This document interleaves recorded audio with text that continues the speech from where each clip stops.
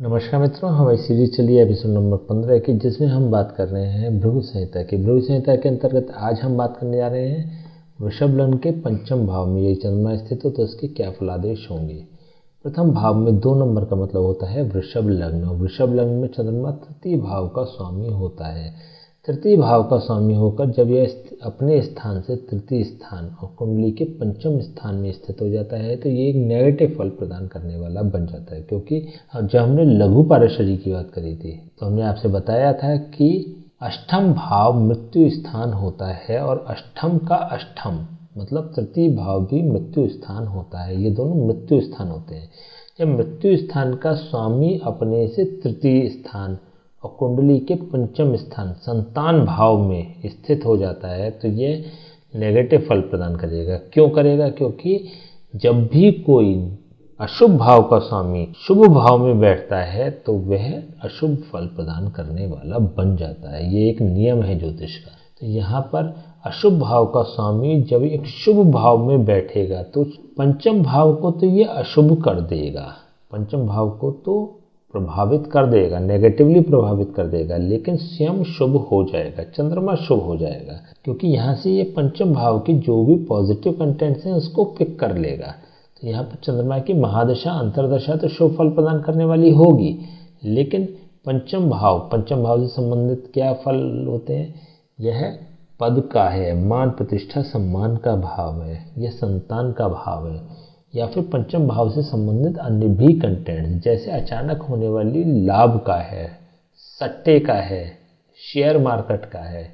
तो इससे संबंधित जो भी चीज़ें होंगी उसमें व्यक्ति को नुकसान होगा। जैसे व्यक्ति शेयर खेलता है लेकिन उसमें लाभान्वित नहीं हो पाता है और लगातार उसमें वह नुकसान उठाता चला जाता है, तो ऐसी स्थिति में चंद्रमा नेगेटिव फल प्रदान करेगा। या फिर पंचम भाव से संबंधित और भी कंटेंट्स में भी ये नेगेटिव प्रभाव प्रदान करेगा। और कंटेंट्स कौन से होते हैं? जैसे ये माध्यमिक शिक्षा का भी कारक भाव होता है, तो यहाँ पर ये माध्यमिक शिक्षा को प्रभावित करेगा। 6 से लेके और 12th तक की एजुकेशन स्पेशली जो होती है वह पंचम भाव से देखी जाती है। तो यहाँ पर ये 6 क्लास से 12th तक की एजुकेशन को इफेक्ट करने वाला हो जाता है। देखिए, पंचम भाव से संबंधित और भी अन्य कंटेंट्स होते हैं जो हम वीडियो के अंत में आपको एक लिंक देंगे। अगर आपको पंचम भाव से संबंधित और भी कंटेंट्स के बारे में जानना है तो आप संबंधित लिंक पर जाएं और उसको वीडियो को आप देख सकते हैं। क्योंकि हमने पूरी एक सीरीज चलाई थी 12 भावों को लेके, 9 ग्रहों को लेके भी एक सीरीज चलाई थी, 9 ग्रहों के उपायों को लेके भी एक सीरीज चलाई है। तो हमने बहुत विस्तार से इन सब की चीज़ों की हम बात कर चुके हैं। तो यहाँ पे पंचम भाव से संबंधित नेगेटिव फल मिलेंगे। चंद्रमा होता है चतुर्थ भाव का कारक। चतुर्थ भाव का कारक होकर जब ये अपने स्थान से द्वितीय स्थान में पहुंचता है तो यहाँ पर ये पॉजिटिव फल प्रदान करने वाला होता है। चंद्रमा से संबंधित जो भी पॉजिटिव फल होते हैं वो व्यक्ति को प्राप्त हो जाएंगे। क्योंकि यहाँ पे तो हम पहले भी बात कर चुके हैं कि चंद्रमा जब नेगेटिव भाव का स्वामी होकर दूषित भाव का स्वामी होकर दूषितता लिए हुए जब ये पंचम भाव में बैठता है तो पंचम भाव में सारी दूषितता को ट्रांसफर करने के बाद इंटर एक्सचेंज करता है इसके शुभत्व को, पंचम भाव के शुभत्व को, क्योंकि यह त्रिकोण भाव होता है। तो यहाँ यह इसके इफेक्ट्स को एब्जॉर्ब करने वाला बन जाता है। चंद्रमा शुभ फल प्रदान करने वाला हो जाएगा।